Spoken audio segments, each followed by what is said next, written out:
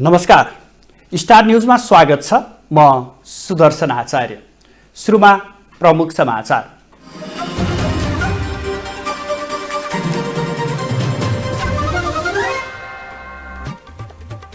नीति र विधिभन्दा नेतृत्वको आलोचनामा केन्द्रित देखियो कांग्रेस केन्द्रीय कार्य समिति बैठक। कामका कुरा भन्दा आलोचना बढी। साइबर सुरक्षामा गम्भीर भएर काम गर्न सम्बन्धित निकायलाई प्रधानमन्त्रीको निर्देशन। राष्ट्रिय सुरक्षामा चुनौती निम्तिन सक्ने भन्दै सचेत रहन आग्रह। कुनै दल वा शक्ति केन्द्रको दबावमा नपरी सुनकाण्डको अनुसन्धान गरिने गृहमन्त्रीको भनाई। आगामी दिनमा यस्ता घटना हुन नदिन नयाँ योजना बनाइने प्रतिबद्धता। समयमै भुक्तानी पाउनुपर्ने र ठेक्काको म्याद थप गर्नुपर्ने निर्माण व्यवसायीको माग। सरकारले आफूहरूको मागलाई व्यवस्था गरेको गुनासो।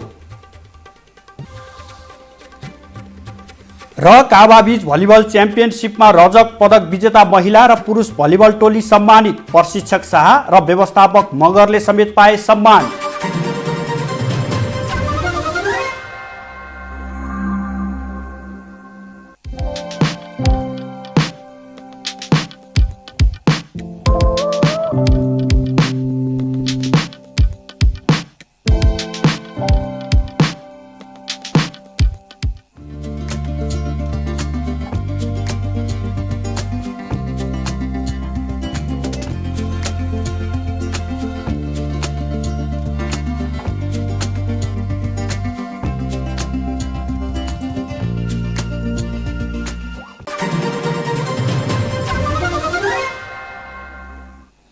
अब समाचार विस्तारमा। नेपाली कांग्रेसको जारी केन्द्रीय समिति बैठकमा बोल्दै कांग्रेस नेताहरूले आफ्नो धारणा राखेका छन्। धारणा राख्ने अधिकांश केन्द्रीय सदस्यहरूले पार्टीको रूपान्तरण र अबको निकास भन्दा बढी नेतृत्वको आलोचनामै समय खर्चेको देखिन्छ। खास गरी सभापति देउबा र महामन्त्री थापाको विषयले बैठकमा प्राथमिकता नै पाएको छ। एक रिपोर्ट। अपारदर्शी विधिविहीन मनोमानी रूपमा चल्दै आएको आरोप लागिरहने कांग्रेसले केन्द्रीय कार्य समिति बैठकलाई प्रत्यक्ष प्रसारण गरेर सबैलाई खुला बनाइदिएको छ। तर कार्य समिति बैठकमा बाहिर देखिने जस्ता आक्षेपका भाषा त सुनिएको छैन। यद्यपि सभापति देउवा र महामन्त्री गगन थापाका विषयमा भने सदस्यहरूले अनेक प्रश्न उठाएका छन्। बैठकमा बोल्दै ज्ञानेन्द्र कार्कीले विपक्षीहरू आक्रामक भए पनि नेपाली कांग्रेस अलमलमा रहेको टिप्पणी गरेका छन्। नेता कार्कीले पार्टीको अहिलेसम्मको अवस्था के हो भनेर बुझ्दै पार्टीलाई एकताबद्ध बनाएर लैजानुको विकल्प नभएको बताए। उनले कांग्रेसको सभापति व्यक्ति नभएर संस्था भएको भन्दै सभापतिलाई कमजोर बनाउने मानसिकता कसैको भए आजकै मितिबाट त्यो मानसिकता त्याग्नु पर्ने बताए। कांग्रेसको सभापति भनेको व्यक्ति होइन, संस्था हो र कांग्रेसको सभापतिलाई कमजोर पारेर, संस्थालाई कमजोर पारेर नेपाली कांग्रेस बलियो हुन सक्दैन। त्यस्तै अर्का सदस्य रमेश लेखकले अहिलेको गठबन्धनको स्थायित्वका लागि केन्द्रीय समिति बैठकले दृष्टिकोण बनाउनु पर्ने बताएका छन्। राजनीतिक विषयसँग वर्तमान गठबन्धनको विषय जोडिएर आउने भन्दै गठबन्धनको स्थिरताका लागि केन्द्रीय समितिले दृष्टिकोण बनाउनु पर्नेमा उनको जोड छ। राजनीतिक विषयको कुरा गर्ने बित्तिकै अहिलेको गठबन्धन सरकारको पनि विषय जोडिएर आउँछ। म के आग्रह गर्न चाहन्छु एकपटक पुनः भने एउटा ठूलो उपलब्धि अहिले हामीले गरेका छौँ। आदरणीय सभापतिजीको नेतृत्वमा नेपाली कांग्रेस आज तीनै तहको सरकारमा, तीनै तहका संसदहरूमा, सभाहरूमा सबैभन्दा ठूलो पार्टीका रूपमा उपस्थित भएको छ। हामीले नै यो गठबन्धन बनाएका छौँ र यो गठबन्धनको राजनीतिक नेतृत्व कांग्रेसले गरिराखेका छ। त्यसो भएको हुनाले यो गठबन्धनको स्थिरता, यो गठबन्धनको सुदृढता, यो गठबन्धनको स्थायित्वका बारेमा हामी के दृष्टिकोण बनाएर अगाडि जान्छौँ त्यसले पनि कांग्रेसका लागि दूरगामी प्रभाव पार्छ। त्यसो भएको हुनाले जसरी आदरणीय सभापतिजीको नेतृत्वमा ठुलो पार्टी बनेको छ, गठबन्धन बनेको छ। यो उपलब्धिको सुरक्षा गर्दै थप उपलब्धि काङ्ग्रेसले कसरी प्राप्त गर्न सक्छ र यो गठबन्धनलाई, यो सरकारलाई हामी जनता र राष्ट्रसँग कसरी जोड्न सक्छौँ भन्ने कुरामा पनि केही ठोस निर्णयहरू, दृष्टिकोणहरू बनोस् भन्ने म आग्रह गर्न चाहन्छु। अर्का केन्द्रीय सदस्य प्रदीप पौडेलले सभापति चुन्न पार्टीका सबै क्रियाशील सदस्यले मत दिने व्यवस्था गर्न प्रस्ताव गरेका छन्। उनले पार्टीका सबै तहका चुनाव प्रत्यक्ष हुनुपर्ने भन्दै गणतन्त्रपछि उच्च पदस्थ सबैको सम्पत्ति छानबिन गर्नुपर्ने र त्यो प्रक्रियाको नेतृत्व काङ्ग्रेसले लिनुपर्ने बताए। गणतन्त्र प्राप्तिपछि उच्च पदस्थहरू सबैको सम्पत्ति छानबिन गर्नुपर्ने माग काङ्ग्रेसले राखेर त्यो प्रक्रियाको नेतृत्व काङ्ग्रेसले गर्नुपर्छ भन्ने आग्रह म गर्न चाहन्छु। अहिले हाम्रो यस्तो अचम्मको परिस्थिति बनेको छ, सरकारमा छौं, जस लिने गरी ती विषयहरूको वकालत गर्न सक्दैनौं, असहमति गरेर सरकारबाट बाहिर जान पनि सक्दैनौं। यो त हदैसम्मको सत्ता लिप्सा देखिएन र। त्यस्तै सभापति देउवा पत्नी समेत रहेकी केन्द्रीय सदस्य आर्जु राणा देउवाले महामन्त्रीले प्रस्तुत गरेको प्रतिवेदन एनजिओको विश लिस्ट जस्तो भएको बताएकी छिन्। आर्जुले महामन्त्रीको प्रतिवेदन भनेपछि राजनीतिक दस्तावेज आउला भन्ने ठानेकोमा त्यो केवल एनजिओको विश लिस्ट जस्तो भएको उल्लेख गरिन्।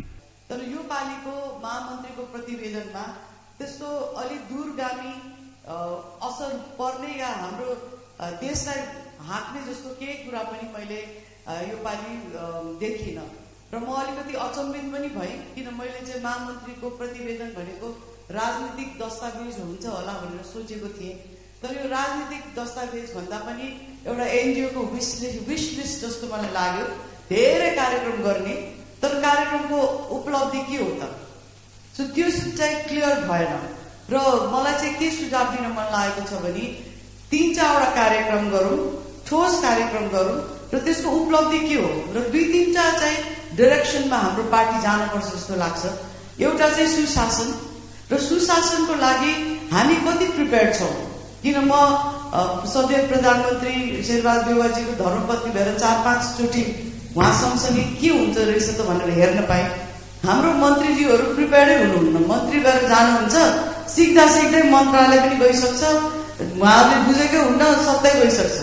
सो हामीले पार्टीभित्र हरेक मन्त्रालयको के हो त भनेर बुझ्नु पर्यो, मेकानिजम के हो, के चाहिँ गर्न खोजेको छ र त्यसको लिङ्क हाम्रो घोषणा पत्रसँग कहाँ छ त? हामीले घोषणा पत्र खालि त्यो चुनावको लागि मात्रै हो र? घोषणा पत्रसँग सरकारको लिङ्क गर्न हामीले जान्नु पर्यो। बैठकमा केन्द्रीय सदस्य जितजङ बस्नेतले सरकारको पर्फर्मेन्स 0 भएको भन्दै सरकारमा रहने कि नरहने भनेर प्रश्न उठाएका हुन्। कुरा गर्दाखेरि देशको स्थिति नाजुक छ, अर्थतन्त्र खस्किएको छ, हामीसँग पैसा छैन, रोजगार छैन, व्यवसाय छैन, व्यवसाय खस्केको स्थिति छ। हामीले ध्यान आकर्षण गर्ने कि नगर्ने सरकारलाई, रोजगारमूलक कार्यक्रम ल्याउन ध्यान आकर्षण गर्ने कि नगर्ने, युवाहरू पलायन भएका छन्, यो पलायन रोक्नको लागि नेपाल सरकारले के कार्यक्रम ल्याउँछ त्यो विषयमा नेपाली कांग्रेसको ध्यान आकर्षण हुन जरुरी छ। उद्योग कल कारखाना बन्द हुने स्थिति छ, त्यो बन्द रोक्नको लागि, उद्योग कल कारखाना खोलेर चाहिँ रोजगार दिलाउनको लागि हामीले सरकारलाई ध्यान आकर्षण गर्ने परिस्थिति आएको छ।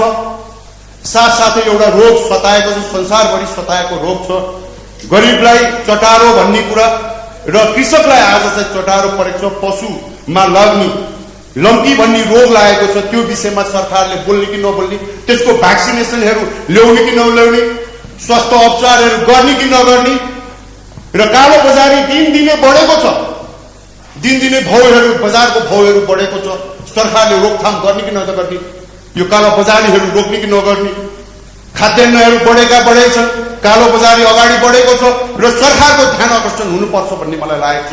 र सरकारको कुरा गर्दाखेरि सरकारको 0 पर्फर्मेन्स हो, सरकारले पर्फर्मेन्स दिन सकेको छैन, हामीले सोच्नु पर्ने बेला भएको छ, यो सरकारमा हामी सहभागी भएर जाने कि नजाने। त्यसैगरी नेपाली कांग्रेसकी केन्द्रीय सदस्य अञ्जनी श्रेष्ठले पार्टीमा खल्तीका मान्छेलाई अवसर दिलाउने प्रतिस्पर्धा भइरहेको बताएकी छन्। श्रेष्ठले पार्टीमा युवा नेताहरू पदाधिकारी बने पनि पार्टीको कार्यशैलीमा सुधार नआएको बताइन्।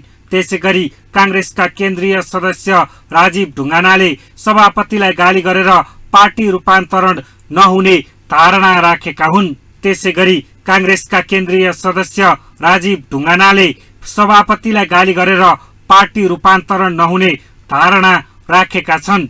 7 स्टार 4K का लागि भूदीप दाहालको रिपोर्ट। प्रधानमन्त्री पुष्पकमल दाहालले साइबर सुरक्षामा गम्भीर भएर काम गर्न सम्बन्धित निकायलाई निर्देशन दिनुभएको छ। शुक्रबार प्रधानमन्त्री तथा मन्त्री परिषद कार्यालयमा सरकारवाला मन्त्रालय र 4वटै सुरक्षा निकायका प्रमुख सहितको बैठक बोलाएर सो सम्बन्धमा गम्भीर भएर काम गर्न निर्देशन दिनुभएको हो। साइबर सुरक्षाका कारण राष्ट्रिय सुरक्षामा समेत चुनौती निम्तिन सक्ने भएकाले सरकारवाला निकायले यसलाई सिरियस भएर प्राथमिकताका साथ काम गर्नुपर्ने कुरामा प्रधानमन्त्री दाहालले निर्देशित गर्नुभएको राष्ट्रिय सुरक्षा परिषदका राष्ट्रिय सुरक्षा सल्लाहकार शङ्करदास बैरागीले जानकारी दिनुभयो। के गरिरहेछौँ, कहाँनिर चाहिँ चुनौती छ र यी चुनौतीहरूलाई सम्बोधन गर्न के गर्नुपर्छ भन्ने विषयमा 3टा प्रस्तुतिहरू थियो। हजुर, यो सूचना तथा सञ्चार तथा सूचना प्रविधि मन्त्रालय, नेपाली सेना, नेपाल प्रहरीको, त्यसमा अहिलेसम्म भएका काम कारबाहीहरूको समीक्षा भयो। अहिलेका चुनौतीहरूको बारेमा पनि त्यहाँ छलफल भयो र आगामी दिनमा के गरेर जाने भन्ने विषयमा पनि त्यहाँ सामाजिक प्रणालीबाट निर्देशन भएको छ। हामी त्यो निर्देशन बमोजिम नेपालको साइबर स्पेसलाई बलियो बनाउन कानुनी, नीतिगत, संस्थागत के प्रबन्ध गर्नुपर्ने हुन्छ त्यसको वर्कआउट गरेर छिटै एउटा कार्ययोजना अगाडि बढाउँछौँ। प्रधानमन्त्रीले यो विषयमा सिरियस गम्भीर भएर सबै निकायहरूले काम गर्नुहोस्। यो साइबर सेक्युरिटी चाहिँ महत्त्वपूर्ण विषय हो। राष्ट्रिय सुरक्षामा यो कुनै पनि चुनौती निम्ताउन सक्ने भएको हुनाले यसलाई प्राथमिकता साथ हेर्नुपर्छ भन्ने विश्वास मान्छु। बैठकमा प्रधानमन्त्री दाहाल समक्ष सञ्चार तथा सूचना प्रविधि मन्त्रालय, नेपाली सेना र नेपाल प्रहरीले साइबर सुरक्षाबारे नेपालमा भइरहेको काम कारबाहीबारे ब्रिफिङ गरेका थिए। उपप्रधानमन्त्री एवं गृहमन्त्री नारायण काजी श्रेष्ठले त्रिभुवन अन्तर्राष्ट्रिय विमानस्थल भन्सार कार्यालयबाट अवैध रूपमा सुन भित्र्याउने जो कोहीलाई पनि कारबाही हुने बताउनु भएको छ। शुक्रबार बिहान विमानस्थलको अध्यागमन विभाग र भन्सार कार्यालयको अनुगमन गरेपछि उहाँले सो चेतावनी दिनुभएको हो। उपप्रधानमन्त्री श्रेष्ठले सञ्चारकर्मीहरूको प्रश्नको जवाफ दिँदै भ्रष्टाचार र अपराध अनुसन्धानमा आफूले कुनै कोट टाई वा पार्टी नहेर्ने जवाफ दिनुभयो। उहाँले सुनको अवैध धन्दा जस्ता आपराधिक क्रियाकलापमा आगामी दिनमा पुनरावृत्त नहुने गरी नयाँ योजना ल्याउने घोषणा समेत गर्नुभयो। उपप्रधानमन्त्री श्रेष्ठले सुन तस्करी लगायतका अपराध नियन्त्रण गर्न सरकारले सचेतता, सावधानी र गाम्भीर्यता अपनाउन नसकेको स्वीकार गर्दै आइन्दा यस्तो अवस्था आउन नदिने दृढता समेत व्यक्त गर्नुभयो। ग्रुपमा देखिएका केही व्यक्तिहरूलाई पक्राउ गरेर अनुसन्धानको प्रक्रिया अगाडि बढाएको तपाईहरु सबैलाई थाहा छँदैछ। त्यस सम्बन्धमा राजस्व अनुसन्धान अन्तर्गत एक छानबिन समिति पनि बनाइएको छ र त्यसले आफ्नो छानबिनको प्रक्रियालाई अगाडि बढाएको छ। हामीले यो छानबिन र अनुसन्धानको प्रक्रियालाई यसको जडैसम्म पुग्ने गरी अगाडि बढाउनुपर्छ र जस्तो सुकै र जोसुकै भए पनि यसको नेक्सस र रुटमा पुग्ने गरी अनुसन्धानलाई अगाडि बढाएर कारबाहीको प्रक्रियामा जानुपर्छ भन्ने हाम्रो जोड रहेको छ र सरकारको तर्फबाट प्रधानमन्त्रीले पनि सम्माननीय प्रधानमन्त्री यही रूपमा निर्देशन दिनुभएको छ र मैले अहिले पनि सम्बन्धित सबै अधिकारीहरूलाई यसबारेमा कडा निर्देशन दिए। उपप्रधानमन्त्री श्रेष्ठले सुन प्रकरणबारे छानबिन गर्न भन्सार विभागले समिति गठन गरेको उल्लेख गर्दै उसले नै छानबिनको काम गर्ने र त्यसमा सघाउ पुर्याउनका लागि सम्बन्धित निकायलाई आफूले निर्देशन दिएको पनि बताउनुभयो। उहाँले आफूले अनुगमनको क्रममा अध्यागमन विभाग र भन्सार विभागको कामबारे सामान्य जानकारी लिएको समेत उल्लेख गर्नुभयो। नेपाल तस्करीको केन्द्र बन्दै आएको छ।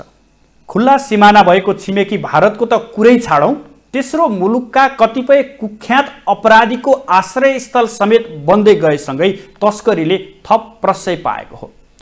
सुन तस्करी त झन् हाम्रा लागि नयाँ र नौलो विषय नै होइन।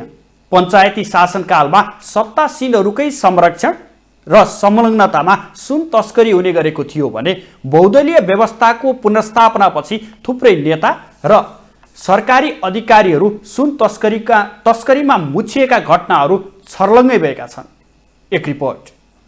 नेपालमा हुने जुनसुकै तस्करीमाथि राजनीतिको बलियो संरक्षण हुँदा हतपत मुख्य नायकी र योजनाकार पक्राउ पर्दैनन्। अझ सुनमाथि लगाइएको राजनीतिक जलप त हतपत बाहिर नै आउँदैन। सुन बरामद भएको सार्वजनिक भइहाले पनि भरिया समातिन्छन्, तर मुख्य खेलाडी मैदान बाहिरै हुन्छन्। यो विगतका घटनाले स्पष्ट देखाएकै हो। यस्तै घटना मंगलबार समातिएको सुनमाथि पनि देखिन थालेको छ। भारत लैजाने तयारीमा रहेको करिब 100 किलो भनिएको सुन काठमाडौँको सिना मंगलबाट बरामद भए पनि त्यसमा पनि राजनीतिक जलप लगाएर वास्तविक खेलाडी पत्ता नलाग्ने हो कि भन्ने आशंका पैदा भएको छ। पछिल्लो बरामद सुन तस्करी प्रकरणमा चीनदेखि भारतसम्मको गिरोह संलग्न भएको पाइएको छ। नेपाली सहित भारतीय र चिनिया नागरिक समेत पक्राउ परेसँगै यो पुष्टि भएको हो। चीन, सिंगापुर र दुबईबाट नेपाल हुँदै सुन भारतमा तस्करी हुने गरेको छ। भारतमा सुनको माग बढी हुने गरेको छ। नेपालमा जस्तै सुन आयातमा भारतले पनि कोटा निर्धारण गरेर नियन्त्रण गरेकै कारण माग बढी भएको बताइन्छ। सुन खासमा अन्तर्राष्ट्रिय मुद्रा जस्तो भएको छ, जहाँ पनि जस्तो अवस्थामा पनि चल्ने, त्यसैले तस्करी पनि विश्वव्यापी रूपमा हुने गरेको छ। चीन र भारतका गिरोहहरूको संलग्नता पुष्टि हुने गरी 100 किलोग्राम सुन पक्राउ परे पनि नेपाली टोलीमा को संलग्न छ भन्ने अहिलेसम्म खोजीको विषय बनेको छ। सुन तस्करी खुला सत्य भए पनि मौसमी रूपमा मात्रै चर्चामा आउँछ। यसपटकको सुन बरामद पनि संयोग मात्रै हो या नियोजित अझै खुलिसकेको छैन। केही दिन अघि राजस्व अनुसन्धान विभागको महानिर्देशक भएर आएका नमराज ढुङ्गानाले सुन तस्करीको सूचना सम्बन्धित निकायलाई दिए पनि कोही समातिएका थिएनन्। संयोगले यही विभागको सक्रियतामा मंगलबार सुन बरामद भएको हो। नेपालमा सुन तस्करीको रेखा 2042 सालमा तत्कालीन राष्ट्रिय पञ्चायत सदस्य चन्द्रबहादुर बुढा र 2043 सालमा राष्ट्रिय पञ्चायत सदस्य नरबहादुर गुरुङले हङकङबाट अवैध रूपमा सुन ल्याएका थिए। अवैध रूपमा सुन ल्याउँदा ल्याउँदै उनीहरू समातिएका पनि थिए। त्यसपछि नेपालमा सुन तस्करीको धन्दा उकालो लाग्दै गएको देखिन्छ। 2044 सालमा तत्कालीन अधिराज कुमार धीरेन्द्रका अंगरक्षक भरत गुरुङ र तत्कालीन आइजिपी डीबी लामा सुन तस्करीमा पक्राउ परेका थिए। तत्कालीन संचार उद्यमी तथा व्यापारी जमिन शाह हत्याको छानबिन गर्न गठित आयोगमा प्रकाश टिवडेवालाले सुन तस्करीमा उच्च पदस्थ व्यक्तिको संलग्नता रहेको बयान नै दिएका थिए। त्यसबेला तत्कालीन गृहमन्त्री रहेका वामदेव गौतमको नाम पनि जोडिएको थियो। त्यति मात्रै होइन, अर्थमन्त्री हुँदा विमानस्थलबाट सुन तस्करीमा संलग्न भएका रविन्द्रनाथ शर्मा मरणोपरान्त अदालतमा दोषी ठहर भएका थिए। 2062-63 सालको आन्दोलनपछि नेकपा माओवादी सरकारमा जाँदा पनि त्यो पार्टीका नेता कार्यकर्ता समेत सुन तस्करमा मुछिए। 2074 सालमा सनम साक्य हत्या प्रकरण र 33 किलो सुन तस्करी छानबिन गर्न बनेको समितिले दिएको प्रतिवेदन अझै सार्वजनिक हुन सकेको छैन। त्यतिबेला तस्करीमा सुन व्यापारको आवरणमा देखिएका जग्गा कारोबारी, भारतीय व्यापारी र कतिपय राजनीतिक व्यक्ति समेत मुछिएका थिए। केही व्यक्तिलाई प्रहरीले सुन गिरोह तस्करमा संलग्न रहेको भन्दै पक्राउ गरेको थियो भने कसैले जागिरबाटै हात धुनु परेको थियो। 33 किलो सुन तस्करी बारे अनुसन्धान गर्न बनेको समितिले त हाउजिङ व्यवसायीदेखि नेताको तस्करी धन्दालाई बाहिरै ल्याउने कोसिस गरेको थियो, तर त्यो अनुसन्धान कसको रुचिमा रोकियो त्यो भने अहिलेसम्म खुल्न सकेको छैन। अनुसन्धानलाई बाहिरबाट राम्ररी नियालिरहेका पूर्व डीआईजी हेमन्त मल्लले धेरै नेता र व्यापारीको पोल खुल्ने भएपछि राजनीतिको उपल्लो तहबाटै अनुसन्धान रोकिएको बताएका छन्। 33 किलो सुन तस्करीमा संलग्न भएको आरोपमा विमल पोदार, महावीर गोल्यान, राजकुमार दारुका, सञ्जय खेतान, प्रभात अग्रवाल लगायतका व्यापारी पक्राउ परेका थिए। यो समूहले मात्रै 38 क्विन्टल भन्दा माथि सुन तस्करी गरेको खुलासा भएको थियो। त्यस्तै 2074 साल भदौमा सीबीआईद्वारा 15 किलो सुन बरामद भएपछि सिन्धुपाल्चोक भोटेकोशी गाउँपालिकाका तत्कालीन राजकुमार पौडेल दोषी देखिए। दोषी पौडेल अझै पनि फरार छन्। त्यस्तै केही दिन अगाडि 9 किलो सुनमा माओवादी केन्द्रका उपाध्यक्ष एवं पूर्व सभामुख कृष्ण बहादुर महरा र उनका छोरा राहुल महराको संलग्नता भएको कुरा बाहिर आएको छ, तर प्रहरीले उनीहरूसँग बयान लिने आँट समेत गरेको छैन। त्यसपछि राजस्व छली सम्बन्धी अनुसन्धान गर्ने डीआरआईले गत फागुन पहिलो साता चलाएको अपरेसनमा गोल्डेन डाउनमा नेपाल हुँदै गएको 101 किलो सुन बरामद गरेपछि त्यो सिधै अन्डरवर्ल्ड समूहमा पुगेको संकेत गरेको थियो। यसमा संलग्न 10 जना पक्राउ पनि परेका थिए। ती मध्ये 7 जना सुडानी नागरिक थिए। 2048 सालमा भएको संसदीय निर्वाचनपछि बनेको सरकारले झिटी गुण्टा तथा भारी आदेश अन्तर्गत विदेशबाट फर्किँदा भन्सार छुटमा केही सुन ल्याउन पाउने व्यवस्था गरेपछि राजनीतिक आडमा सुन तस्करी मौलाएको घटनाक्रमहरू हेर्दा पुष्टि हुन्छ। सुन तस्करी रोक्न सुरक्षाकर्मी परिचालन गरिए पनि भरिया बाहेक अरू पक्राउ पर्न सकेका छैनन्। चीनबाट नेपाल आएको सुनलाई भारतीय सीमा कटाए बापत नेपाली बिचौलिया र भरियाले प्रति किलो 2 लाख पाउने गरेका छन्।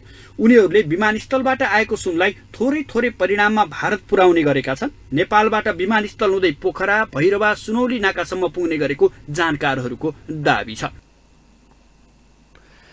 प्रहरी महानिरीक्षक वसन्त कुमार कुँवरले परिवर्तित सन्दर्भमा नेपाल प्रहरीले आफ्नो अध्ययन र बुझाइको दायरालाई बृहत बनाउन जरुरी रहेको बताउनु भएको छ। शुक्रबार काठमाडौँमा वरिष्ठ प्रहरी उपरीक्षक डाक्टर मनोज कुमार केसीद्वारा लिखित पुस्तक embracing policing in Nepal a human security infect approach concept and इम्प्लिमेन्टेसनको विमोचन कार्यक्रममा बोल्दै प्रहरी महानिरीक्षक कुँवरले अबको जमानामा लट्ठी बन्दुक बोकेर गरिने ड्युटीबाट मात्रै नेपाल प्रहरीले जस पाउन नसक्ने स्पष्ट पार्नुभयो। उहाँले द्वन्द्वपछिको सङ्क्रमणकालीन समयमा हुने सुरक्षा समस्या र त्यसपछिको समाधानका लागि वरिष्ठ प्रहरी उपरीक्षक केसीद्वारा लिखित सो पुस्तक उपयोगी हुने विश्वास समेत व्यक्त गर्नुभयो। प्रहरी महानिरीक्षक कुँवरले सो पुस्तकको अनुकरण र अनुसरणबाट नेपाल प्रहरीको विकास र रूपान्तरणका लागि कोसेढुङ्गा साबित हुने समेत उल्लेख गर्नुभयो। अप्ठ्यारोको सामना र समाधान गर्दै आम नागरिकलाई सुरक्षाको प्राथमिकता दिलाउन कुनै पनि समस्या र विषयवस्तुलाई केवल सुरक्षाको निकायको दृष्टिकोणले मात्र सीमित नरही एक सामान्य नागरिकको दृष्टिकोणबाट पनि विश्लेषण गर्नुपर्ने हुन्छ। जुन कुराको उठान यस पुस्तकमा भएको मैले पाएको छु र यस पुस्तकको जुन शोधबाट प्राप्त भएको निष्कर्ष छ यसको अनुसरणबाट नेपाल प्रहरीको विकास र रूपान्तरणको लागि यसले कोसेढुङ्गा साबित हुने कुरा पनि मैले विश्वास लिएको छु। कार्यक्रममा पुस्तकका लेखक वरिष्ठ प्रहरी उपरीक्षक केसीले पुस्तक प्रहरी अनुसन्धानको कामलाई थप प्रभावकारी बनाउन सहयोगी हुने धारणा राख्नु भएको थियो। सञ्चार तथा सूचना प्रविधि मन्त्री रेखा शर्माले मिटर ब्याज पीडितहरूको पक्षमा सरकार दृढतापूर्वक उभिएको बताउनु भएको छ। शुक्रबार जनकपुर विमानस्थलमा आयोजित पत्रकार सम्मेलनमा बोल्दै मन्त्री शर्माले मिटर ब्याज पीडित सम्बन्धी कानुनमा केही समस्या देखिए पनि त्यसलाई बिस्तारै समाधान गरिने बताउनु भएको हो। सरकारले मिटर ब्याज पीडितहरूका लागि कानुन बनाएपछि मिटर ब्याज पीडितहरूको जग्गा समेत फिर्ता भएको उहाँको भनाइ छ। साथै मन्त्री शर्माले सरकारको सेवा प्रवाहमा समेत विगतमा भन्दा सुधार भएको भन्दै मुलुकमा सामन्तवादको अवशेषको रूपमा रहेको मिटर ब्याजलाई समाप्त पार्न सरकारले कानुन अनुसार दण्डित गर्ने ऐन निर्माण गरेको बताउनुभयो। पीडितहरूले त न्याय पनि पाइसक्यो, कतिको जमिन पनि फिर्ता भइसक्यो, कति सम्पन्न आय पनि गठन भएको छ होइन। त्यहाँभित्र भएका कुरा त अब अलिकति मैले आपत्तिजनाको कुरा के देख्छु भने 2-3 राउन्डसम्म पनि अहिले हामीले चाहिँ स्थानीय तहमा दर्ता गर्नुपर्ने लेनदेनको कागजात भनेका छौँ र 2-3 राउन्डमा पनि दुई पक्ष नै आएन भने के गर्ने त भन्दाखेरि एक पक्षले पनि दर्ता गर्न सक्ने भन्ने व्यवस्थामा अलिकति आपत्तिजनाको जस्तो मैले महसुस गर्छु। त्यसो हुँदा त के गर्ने त होइन, कि त्यसलाई अब यत्तिकै छोड्ने भन्ने हुनु पर्यो, नभए कुनै न कुनै समाधानमा अगाडि जानु पर्ने हुन्छ। केही असन्तुष्टिहरू भए पनि त्यसलाई कानुन संशोधन गर्दै जाने भन्दै उहाँले मिटर ब्याज सम्बन्धी कानुनमा देखिएको समस्यालाई संशोधन मार्फत हल गर्ने उल्लेख गर्नुभयो। अब केही बेर विश्राम।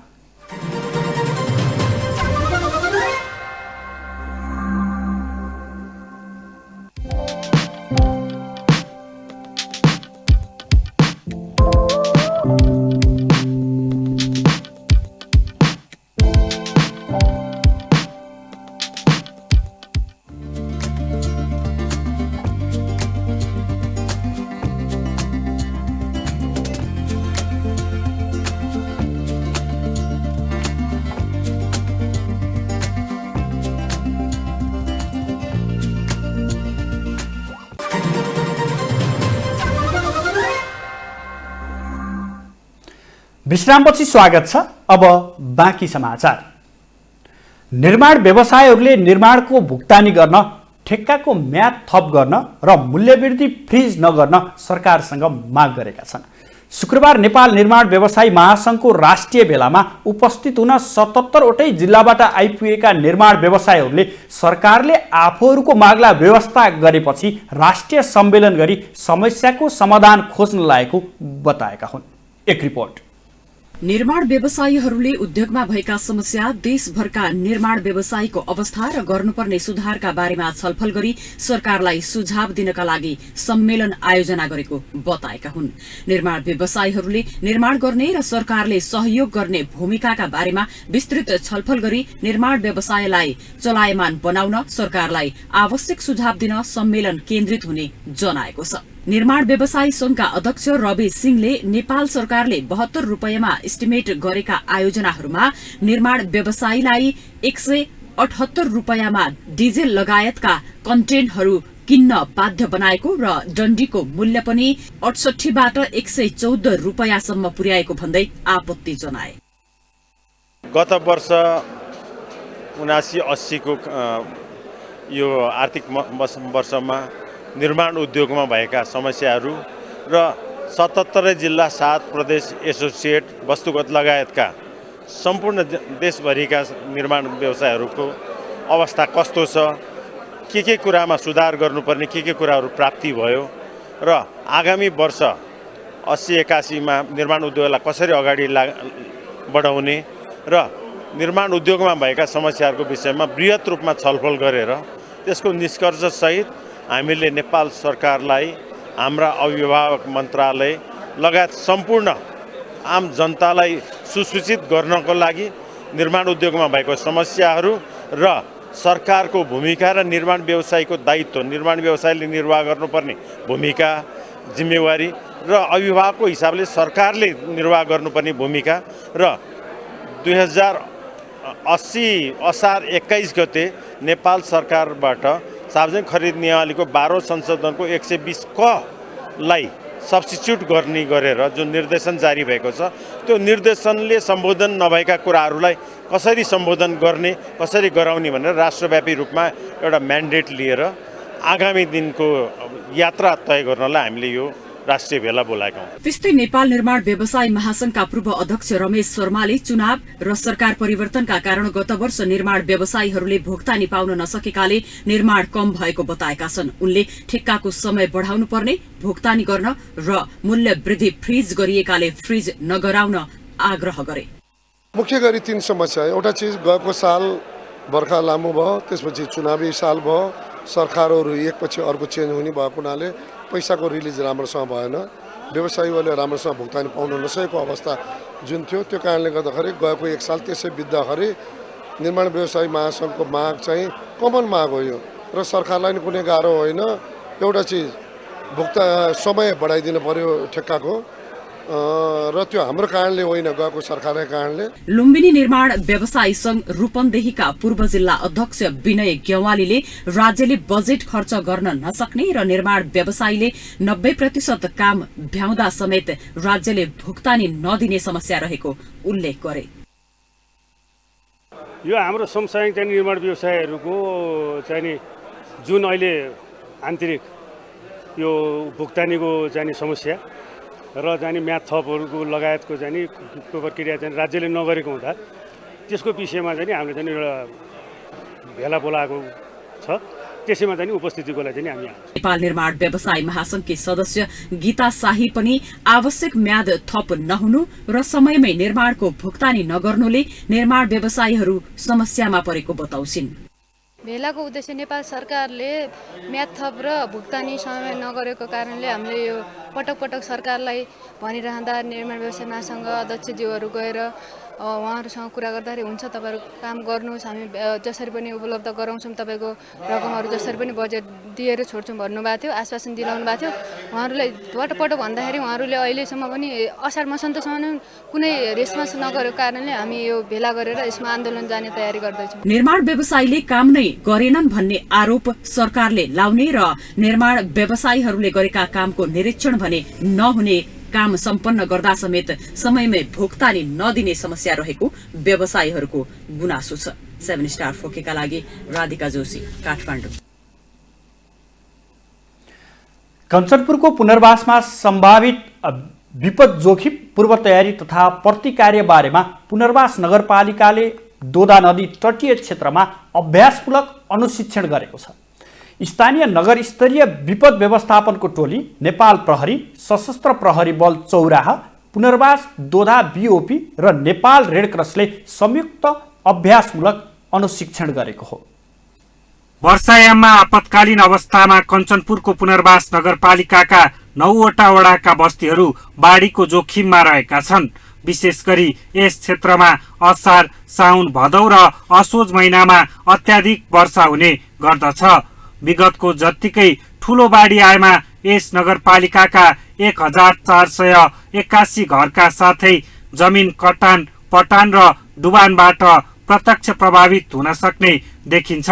तसर्थ उक्त मनसुनजन्य विपद बाढी र पहिरोलाई लक्षित गर्दै विपद पूर्व तयारी तथा प्रतिकार्य अभ्यास सम्पन्न गरिएको छ। उक्त अभ्यास कार्यक्रममा पुनर्वासमा सबैभन्दा बढी बाढीको जोखिममा रहेका वडा नम्बर 2, 5 र 10 का बस्तीका बासिन्दाहरू बीच बाढीबाट हुने सम्भावित क्षति जोगाउन गरिने पूर्व तयारी तथा विपद पछिको प्रतिकार्यका बारेमा अभ्यास केन्द्रित गरिएको थियो। बाढीमा फसेको बेला जनधनको क्षतिबाट बचाउन गरिने प्रयास, मृतक तथा घाइतेहरूको राहत तथा उद्धार, उपचार प्रणाली, सूचना संकलन तथा अद्यावधिक समुदाय परिचालन सहितका विशेष नाटकीय शैलीमा प्रस्तुत गरिएको नगर विपद व्यवस्थापन समितिका फोकल पर्सन ओमनाथ ढकालले जानकारी दिए।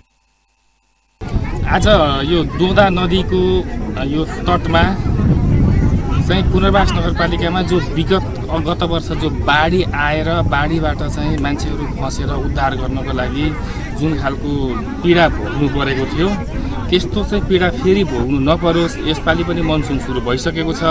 मनसुन सकिसकेपछि पनि पुनर्वासमा बाढी आएका उदाहरणहरू छन्। त्यसरी आएको बेलामा चाहिँ मान्छेहरूलाई उद्धार गर्नका निमित्त, फसेका मान्छेहरूलाई उद्धार गर्नका निमित्त पूर्व तयारीको लागि यो सिमुलेसन आज गरिएको छ। यसमा चाहिँ मर्सी कोरको सहयोगमा एनएनएफडब्ल्युए र पुनर्वास नगरपालिका। त्यस्तै विपदका घटना हुँदा कुनै पनि नागरिकले कसरी सुरक्षित हुने र तत्काल व्यवस्थापनका लागि कसलाई कहाँ खबर गर्ने भन्ने विषयमा अभ्यास प्रदर्शनीबाट स्थानीयलाई सचेत गराइएको सशस्त्र प्रहरी बल पुनर्वासका आपतकालीन विपद व्यवस्थापन कार्यदल टोलीका नायके प्रेम सिंह धामीले बताए। भोलि पर्सि अब हाम्रो यो बाढी पहिरो आउँदैछ, बाढी पहिरोको यो सिजन आउँदैछ। त्यस्तो बेलामा यो पहाडी एरियामा प्रायः जसो हाम्रो यहाँ पानी परेर चाहिँ त्यति डुबान पराइ हुँदैन।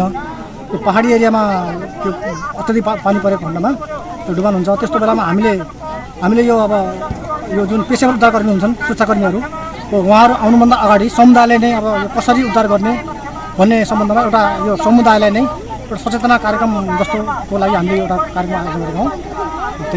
कुनै पनि स्थानमा विपदका घटनाहरू भएको जानकारी प्राप्त हुनासाथ तत्काल परिचालित हुने भनेकै सुरक्षा निकाय रहेको हुनाले अभ्यासमूलक अनुशिक्षणमा विपदपछि सुरक्षा फौजबाट हुने खोज पडताल तथा उद्धारका कार्यमा बढी समय दिएको इलाका प्रहरी कार्यालय त्रिभुवन बस्तीका प्रहरी निरीक्षक नरेश राज मल्लले जानकारी दिए। विपदको लागि हामी एकीकृत रूपमा हाम्रो एउटा विपद सम्बन्धी ऐन पनि बनिसकेको अवस्था छ। त्यो ऐनमा पनि हाम्रो व्यवस्था भएका कुराहरू केन्द्र, प्रदेश, जिल्ला र स्थानीय लगायत विभिन्न एनजिओ र आइएनजिओ को माध्यमबाट र नागरिक तह तबकाका माध्यमबाट चाहिँ यो विपदलाई हामीले समाधान गर्न सक्छौं। विगतका समयमा बाढी र पहिरोबाट ठूलो जनधनको क्षति भएको र मनसुन पूर्णतया सक्रिय हुने समय भएका बेला यस्ता घटना विरुद्ध प्रतिकार्यका लागि तयारी अवस्थामा रहन संयुक्त अभ्यासमूलक अनुशिक्षण प्रभावकारी हुने नगर प्रमुख तोया प्रसाद शर्माले जानकारी दिए। यसलाई यो कार्यक्रमलाई सफल पार्ने तपाईहरुले प्रयास गर्नुहोला। हामी आफ्नो ठाउँमा तपाईहरुलाई गर्नुपर्ने सहयोग हामी गरि नै रहेको छौं, भोलि पनि गर्नेछौं। यिनै भन्दै तब यो आजको विपदबाट हुन सक्ने खतरा र त्यसको प्रभावकारी खोज उद्धार राहत समन्वयलाई कसरी प्रभावकारी बनाउन सकिन्छ भन्ने उद्देश्यले समय समयमा कृत्रिम घटना अभ्यासको आयोजना गरिनुले नागरिकको जीव ज्यान र सम्पत्तिको संरक्षण हुने देखिन्छ। 7 स्टार 4K का लागि कञ्चनपुरबाट किशोर तामाङको रिपोर्ट। लुम्बिनी प्रदेशको रोका जग्गा तत्काल फुकुवा नहुने संकेत देखिएको छ। राजधानी क्षेत्र राप्ती उपत्यका देउखुरीमा करिब 35 महिनादेखि रोका जग्गा फुकुवा गर्न तर्फ प्रदेश सरकार तयार देखिएको छैन।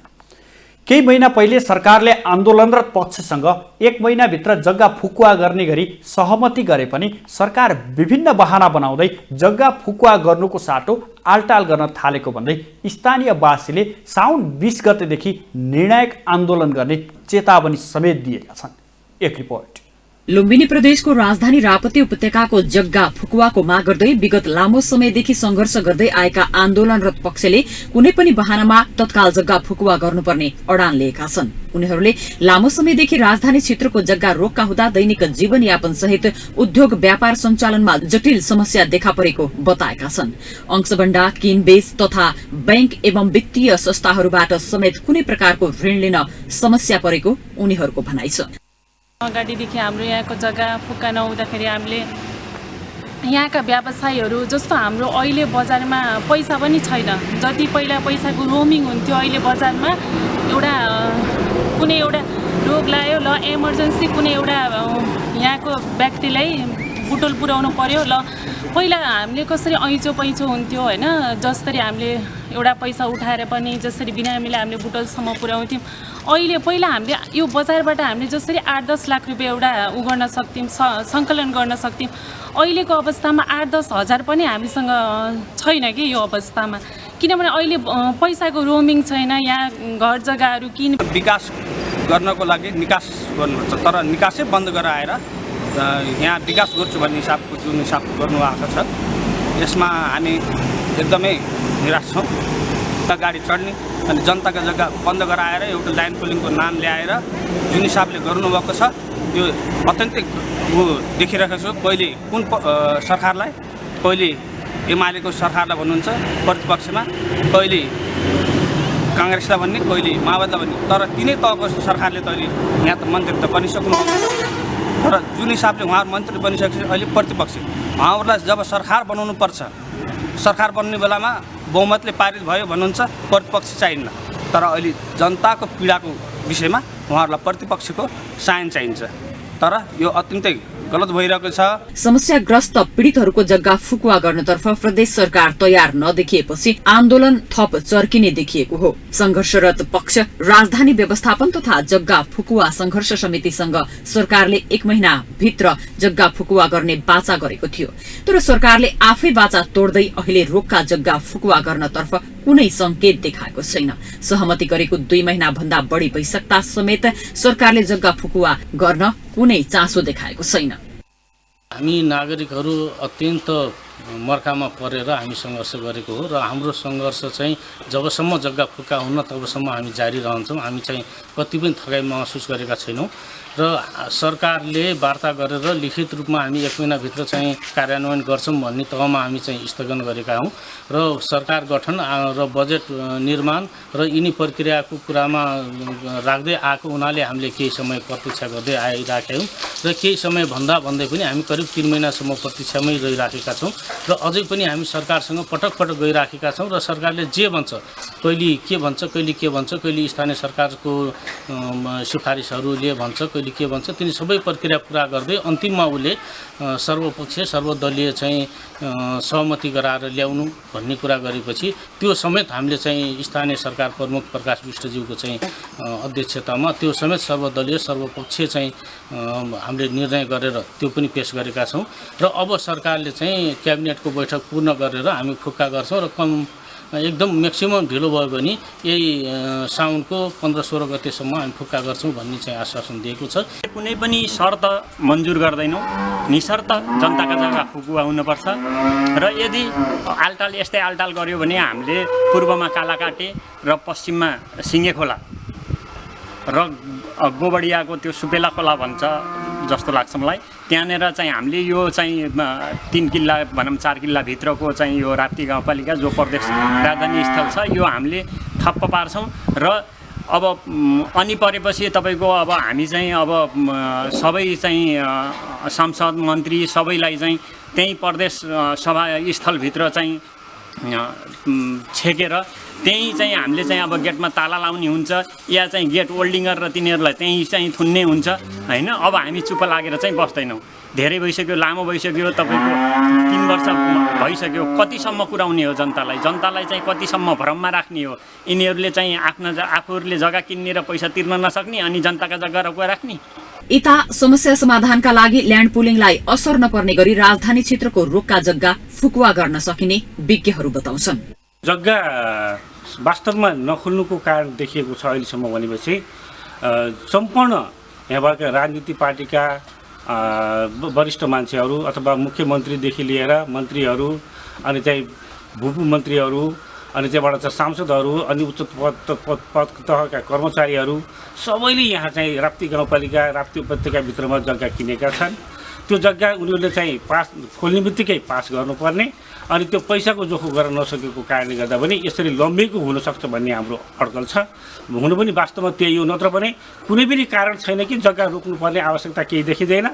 उहाँको प्राधिकरण टोलीले पनि चाहिँ के भने जग्गा खोल्नको लागि विकल्प सहितको चाहिँ उहाँहरूलाई चाहिँ प्रतिवेदन बुझाइसकेको अवस्थामा पनि उहाँहरू आलटाल गर्नुको कारण चाहिँ अरू केही होइन त्यति नै हो भन्ने हामीलाई चाहिँ ठहर छ। एकदमै 100% त्यही कुरा नै हो।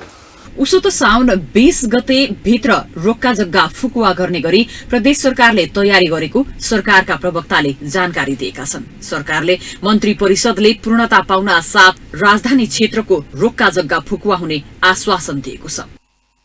यो लामो समयसम्म विगतका सरकारले यहाँको जग्गा जुन रोक्का गरेका थियो राजधानी निर्माणको लागि त्यसमा सरकारले के नीति लिएको थियो, ल्यान्ड पुलिङ जुन गरेका छ त्यसको लागि हामी फुकुवा गरौँ भन्ने कुरा उहाँहरूसँग विगतमा बसेर सहमति गर्ने काम गऱ्यौँ र हामीले के भनेको थियौँ उहाँहरूलाई असाढ मसान्तको बेला हो, यो बेला अहिले बजेट बनाउनु पर्ने हो, यसमा धेरै कुरा यसै इन्फ्रास्ट्रक्चर हेल्थ एजुकेसन हरेक क्षेत्रमा काम गर्नुपर्ने, यो विशेष गरी दाङको पनि डेभलपमेन्ट त्यसमा जोडिएको छ। त्यसले गर्दा हामीलाई यो बजेट बनाउनसम्म टाइम दिनुहोस् र हामीले 15 गते त होइन तर 20 गते साउनसम्म उहाँहरूको जग्गा फुकुवा गर्ने व्यवस्थापन गरेका छौँ। त्यसको लागि अध्ययन टोली पनि त्यहाँ बसेको छ।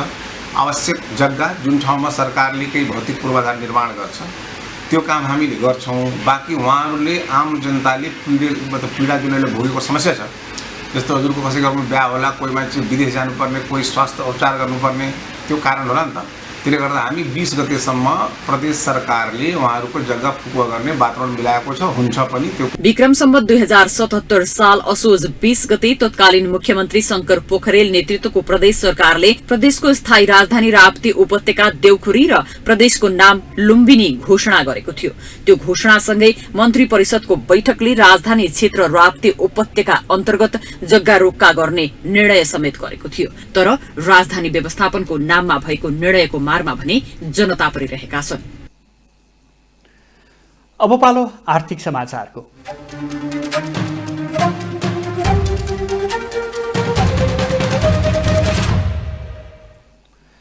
महिना दिन अघि 6 रुपियाँमा पनि नबिकेर फालिएको गोलभेडाको मूल्य एकाएक आकाशिएको छ। साउन 4 गते अर्थात् बिहिबार गोलभेडाको भाउ थोक बजारमै औसत 85 रुपियाँमा पुगेको छ। एक रिपोर्ट। पछिल्लो केही दिनमा टनेलमा उत्पादन गरिएको गोलभेडाको मूल्य एकाएक आकाशिएको छ।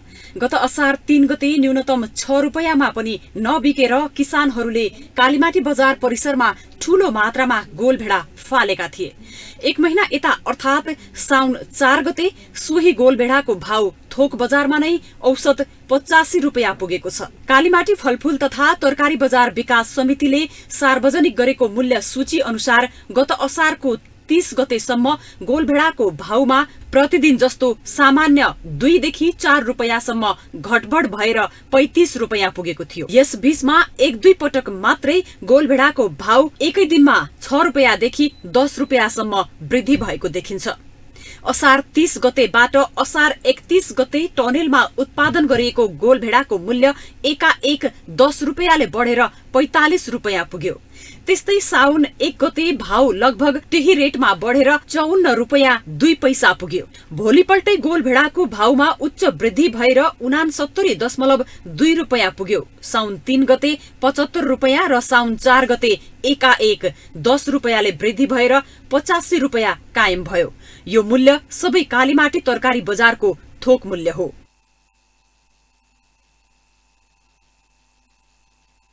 अहिले गोलभेडाको अफ सिजन भएकाले पनि यति बेला हुने भनेकै टनेलको गोलभेडा हो।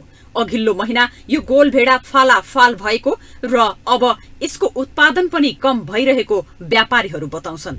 उनीहरू भारतबाट गोलभेडा आयात रोकिएकाले पनि गोलभेडाको भाव बढेको बताउँछन्।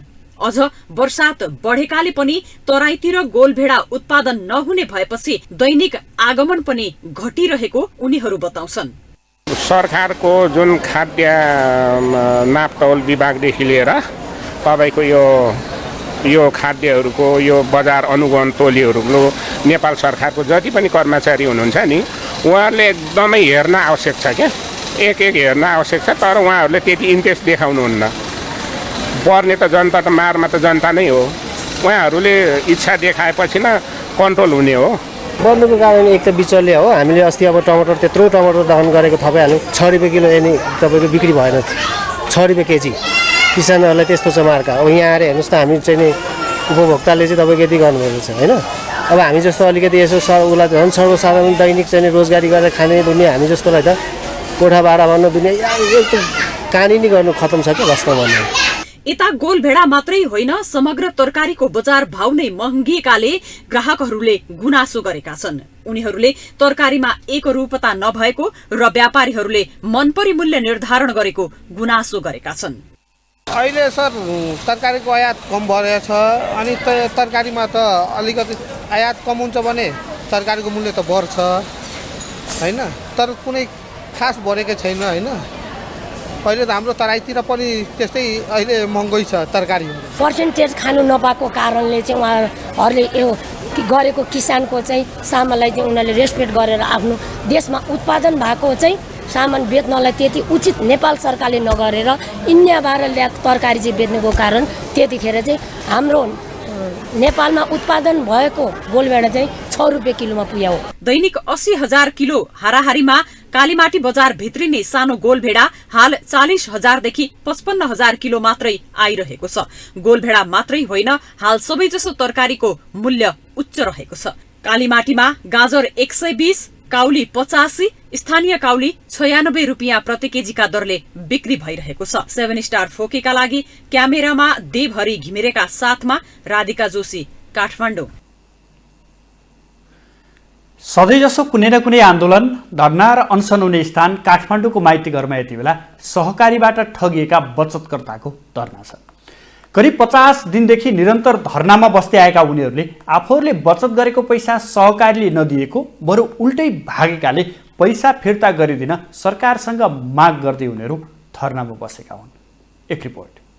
करिब 50 दिनदेखि घामपानी नभन्दै आफूले बचत गरेको रकम फिर्ता पाउने आशा सहित काठमाडौँको माइती घरमा सहकारी बचतकर्ताहरूले धरना दिइरहेका छन्। आफ्नो रकम आफैले लिन खोज्दा सहकारी मालिकहरूले नदिएको र सहकारी नै बन्द गरेर भागेको भन्दै न्यायका लागि उनीहरूले माइती घरमा धरना दिँदै आइरहेका छन्। सरकारले बचतकर्ताहरूको गुनासो नसुनेसम्म लगातार आन्दोलन र धरना गर्ने पीडितहरूको भनाइ छ। निक्षेप रकमको सावा र ब्याज अविलम्ब फिर्ता गर्नुपर्ने उनीहरूको माग छ। सहकारी बचतकर्ता आफूहरूले गरेको बचत रकमको ब्याज र बोनस मात्र नभएर मूलधन नै उच्च जोखिममा रहेको भन्दै सडकमा धरना बस्नु परेको बचतकर्ता पीडित विमला दङ्गालको भनाइ छ।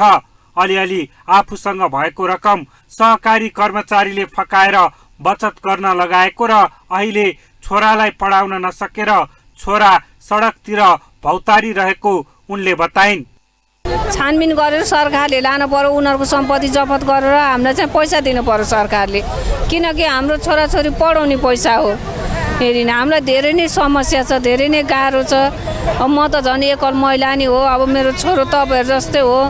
पढ्न नपाएर अहिले ब्याचलर गरेको बच्चा पढ्न नपाएर भङ्तारिँदै रोड हिँडिरहेछ।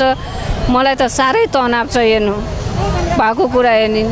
त्यसै गरी धरना स्थलमा भेटिएकी अर्की पीडित सानी नानी लामिछानेले घाम पानी नभन्दै सडकमा यसरी बस्दा पनि सरकारले देखेर सुनेर पनि वास्ता नगरेको बताएकी छिन्। उनले सरकारलाई बचतकर्ताका माग पूरा गराउन र सहकारी सञ्चालकलाई 3 पुस्ते सम्पत्ति छानबिन गरी कारबाही गर्न सरकारसँग आग्रह गरिन्। सरकारले ध्यान दिएको छैन। ध्यान दिएको भए हामी 47औं दिनसम्म 24 घण्टा घाम पानी नभनिकन यसरी रात दिन यही खुल्ला चौरमा खुल्ला बाटोमा बिताउनु पर्ने थिएन। किनकि सरकारले सुनेको छ, सुनेर पनि नसुनेको जस्तो गरेको हो, सुन्नलाई सुनेको छ। त्यस्तै पीडामा छन् खगेन्द्र गिरी र ज्ञानी बिजोर खड्का पनि।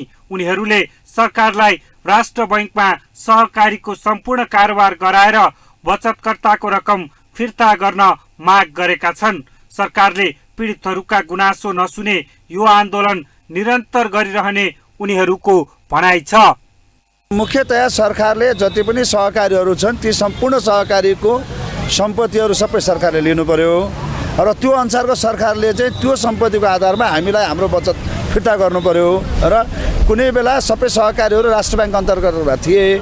त्यो भएको कारणले गर्दा अहिले पनि राष्ट्र बैंकको थ्रुबाट यो सम्पूर्ण कारोबार गर्ने र सहकारीलाई राष्ट्र बैंकको अन्तर्गत लगेर हामीलाई चाहिँ न्याय दिनु पर्यो। ती निकाय टेबलमा बसेर आफ्नो मनपरी मात्रै गरिरहेका छन्।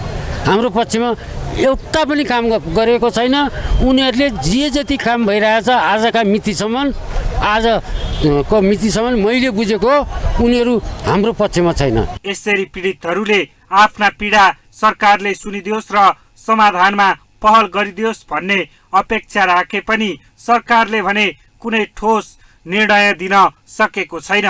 पछिल्लो समय सहकारीले बचतकर्ताको रकम कुम्लाएर भाग्ने सहकारी सञ्चालकहरूको लहर नै देखिएको छ भने केही पक्राउ पनि परेका छन्। अर्कोतिर सहकारीहरूको अनुगमन तथा नियन्त्रण गर्ने अधिकार पाएको सहकारी विभाग मूक दर्शक भन्दा यो समस्या बढ्दै गएको छ। त्यसैले विकराल बन्दै गएको सहकारी ठगी धन्दालाई बेलैमा अंकुश लगाउने कि सरकार।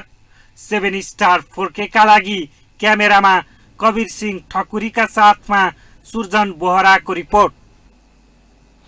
अब अन्तर्राष्ट्रिय समाचार।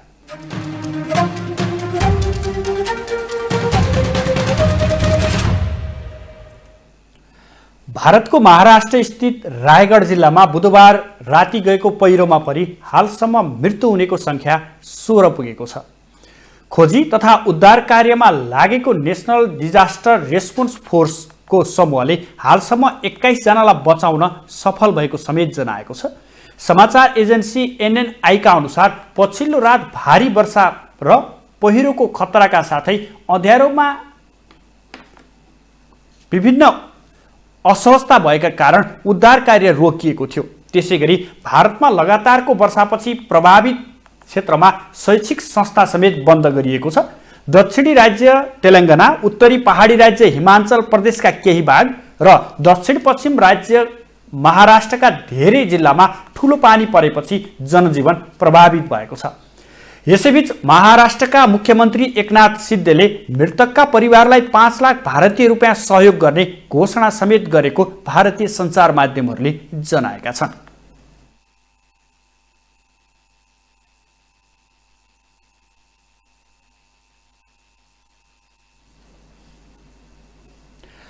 अब पालो खेल समाचारको।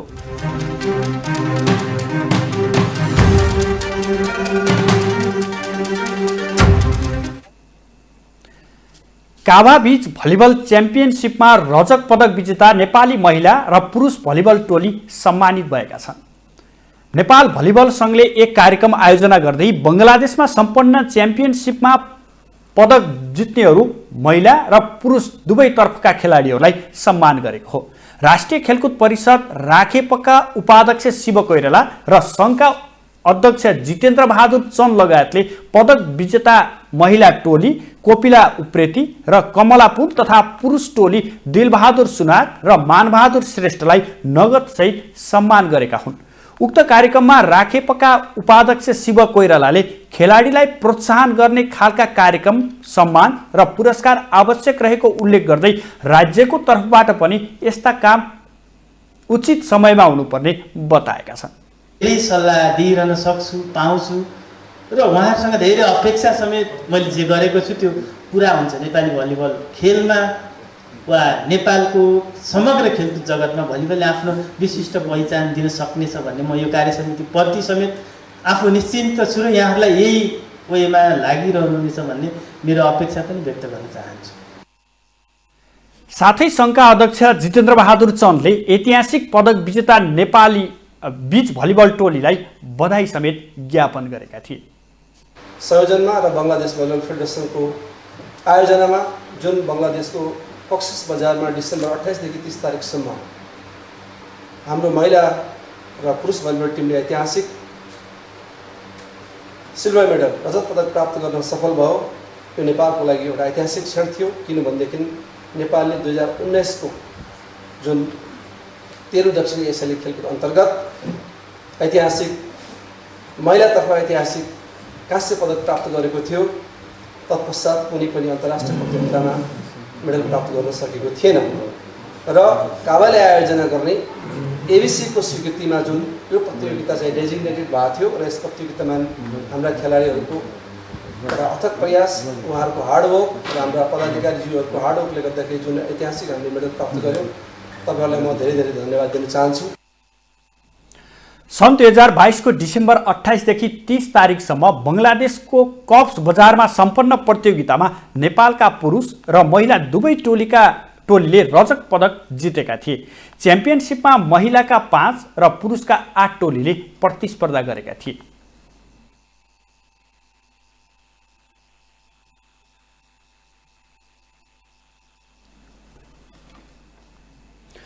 यो सँगै हामी स्टार न्यूजको अन्तमा आइपुगेका छौं। जाँदा जाँदै प्रमुख समाचार पुनः एकपटक।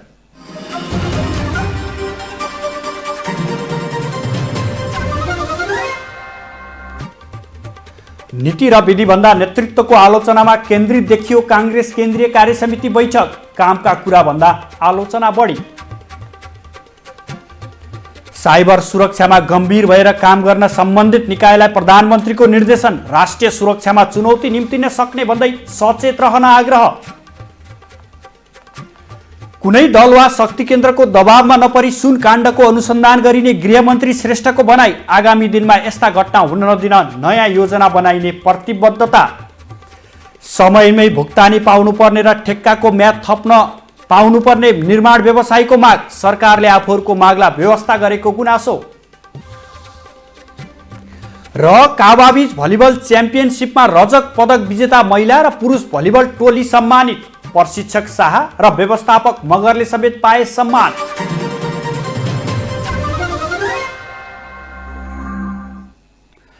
स्टार न्यूज अहिलेलाई यति नै।